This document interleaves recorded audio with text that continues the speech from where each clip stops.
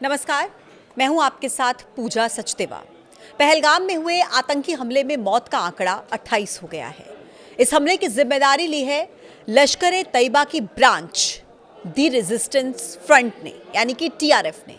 और ये पहली बार नहीं है, इससे पहले भी कई आतंकी हमलों में टीआरएफ की भूमिका रही है। लेकिन ये टीआरएफ है क्या, ये कैसे काम करता है, चर्चा में क्यों आया, कितने हमले किए, कैसे पनप रहा है, ये सब कुछ मैं आपको आज के इस वीडियो में बताऊंगी। तो वीडियो को एंड तक आप जरूर देखिएगा। द रेजिस्टेंस फ्रंट टीआरएफ, जो जम्मू कश्मीर में आतंक फैलाने के मकसद से अस्तित्व में आया, साल 2019 में ये बना। धारा 370 हटने के बाद इसका मकसद ये था कि लश्कर तैयबा जैसे पुराने संगठनों को एक नया मुखौटा दिया जाए, ताकि सीधे तौर पर किसी भी हमले में पाकिस्तान का नाम ना आए। टीआरएफ जैसे आतंकी संगठन को बनाने में लश्कर तैयबा और पाकिस्तान की खुफिया एजेंसी आईएसआई का सीधा रोल रहा है।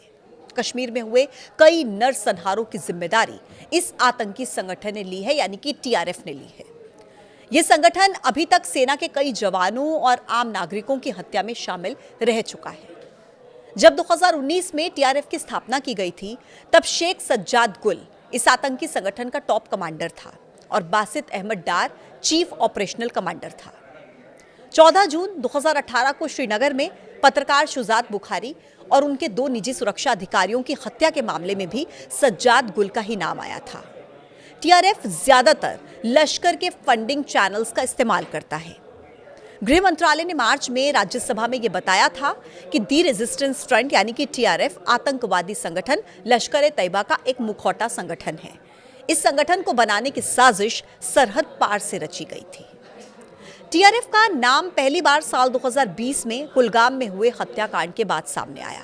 उस समय बीजेपी कार्यकर्ता फिदा हुसैन, उमर राशिद बेग और उमर हाजम की बेरहमी से हत्या कर दी गई थी। टीआरएफ के आतंकी टारगेट किलिंग पर फोकस करते हैं। टारगेट किलिंग पर वो ज्यादातर गैर कश्मीरियों को निशाना बनाते हैं, ताकि बाहरी राज्यों के लोग जम्मू कश्मीर आने से बचें, रुक जाएं। 26 फरवरी 2023 को कश्मीरी पंडित संजय शर्मा अपनी पत्नी के साथ कश्मीर के पुलवामा में लोकल मार्केट में जा रहे थे।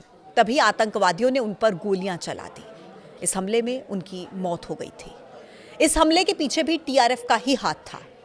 20 अक्टूबर 2024 को जम्मू कश्मीर के गांदेरबल जिले के सोनमर्ग इलाके में आतंकवादियों ने गोलीबारी की।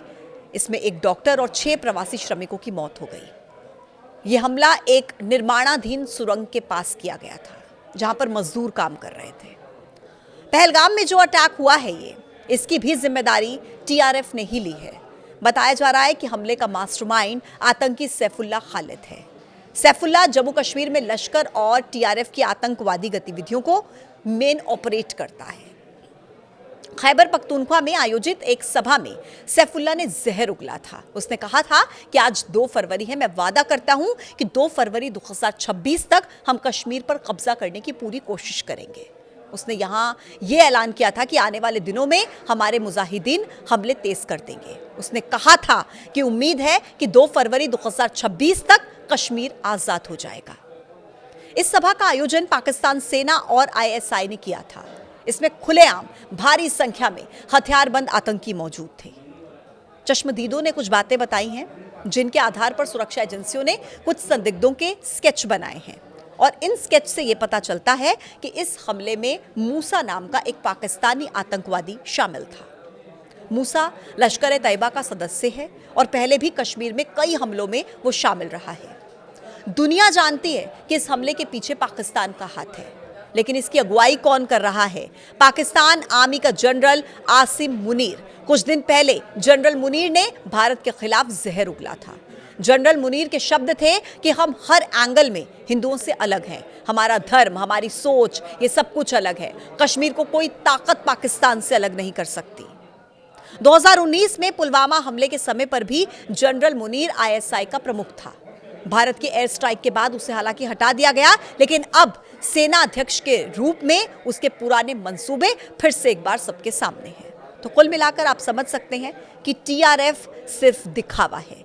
असली सरगना कौन है, ये पूरी दुनिया के सामने है। आज के इस वीडियो में इतना ही। कल फिर होगी मुलाकात एक नई वीडियो के साथ। तब तक के लिए आप देखते रहिए न्यूज़ 18 का डिजिटल प्लेटफॉर्म। नमस्कार।